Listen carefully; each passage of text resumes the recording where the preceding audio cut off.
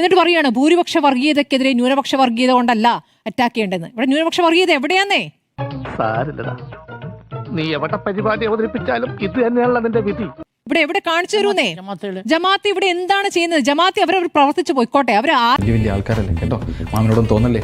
ഇല്ല എന്തുവാ ജമാഅത്തെ ഇസ്ലാമി ഇവിടെ പറഞ്ഞ ഒരു വർഗീയ പ്രസ്താവന അങ്ങ് ചൂണ്ടിക്കാണിക്കും. ഒരു വർഗീയ പ്രസ്താവന ചൂണ്ടിക്കാണിക്കും. എന്താണ് പറയുന്നത്? മതരാഷ്ട്രവാദം അവരില്ല എന്ന് പറഞ്ഞു. ഉത്തരവാദപ്പെട്ട ഈ പറയുന്ന ഒരു മിനിറ്റ് ഉത്തരവാദപ്പെട്ട എന്താണ് ഇമാം ആയിക്കോട്ടെ ഷാജിയേട്ടാ, നമ്മൾ എവിടെ പരിപാടി അവതരിപ്പിച്ചാലും ഇതാണല്ലോ അവസ്ഥ. സംസാരിച്ച ഷൂറ അംഗം പറഞ്ഞ മതരാഷ്ട്രവാദത്തിന് വേണ്ടി, ശരി മതരാഷ്ട്രവാദം അവരുടെ വിശ്വാസമാണെന്ന് വിചാരിക്കട്ടെ, അവരിവിടെ മതരാഷ്ട്രവാദത്തിന് വേണ്ടി നടത്തുന്ന പ്രവർത്തനം അങ്ങനെ ചൂണ്ടിക്കാണിക്കും. ഒരു പ്രതികരണം, ഞാനത് പറഞ്ഞു, ഒരു വർഗീയ പ്രസംഗം, ഒരു വർഗീയ പ്രതികരണം. വർഗീയം എന്ന് വെച്ചാൽ എന്താണ്? എന്ത് ചെയ്യും ആലോചിച്ചിട്ട് ഒരെത്തും പിടിയും കിട്ടത്തില്ല. വർഗീയം എന്ന് വെച്ചാൽ അപരമത വിദ്വേഷമാണ്. അങ്ങനെ അപരമത വിദ്വേഷം പറയുന്ന ഒരു പ്രതികരണം, ഒരു പ്രസംഗം ചൂണ്ടിക്കാണിക്കൂ. അവർക്കിവിടെ നിൽക്കാൻ പറ്റില്ലെന്നേ അങ്ങനെ ഒരു പ്രതികരണം ചൂണ്ടിക്കാണിക്കുന്നേ.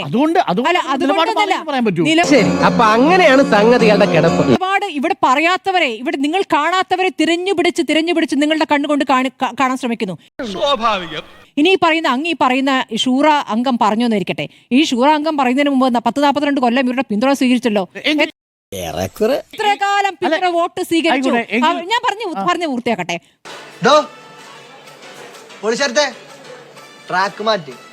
വോട്ട് സ്വീകരിക്കുക മാത്രമല്ല, അവരുടെ വേദികളിൽ പോയി പ്രസംഗിക്കുക, ജമാഅത്തെ ഇസ്ലാമിയുടെ പരിപാടികളിൽ പോയി പ്രസംഗിക്കുക, ജമാഅത്തെ ഇസ്ലാമിയുടെ നേതാക്കളുമായി കൂടിക്കാഴ്ച നടത്തുക, അവർക്ക് നല്ല രാഷ്ട്രീയ നിലപാടുണ്ടെന്ന് പറയുക, ദേശീയ തലത്തിൽ അവരുടെ നിലപാട് വളരെ വ്യക്തമാണ് എന്ന് പറയുക. ഇതൊക്കെ കേരളം കണ്ടിട്ടുള്ളതാണ്.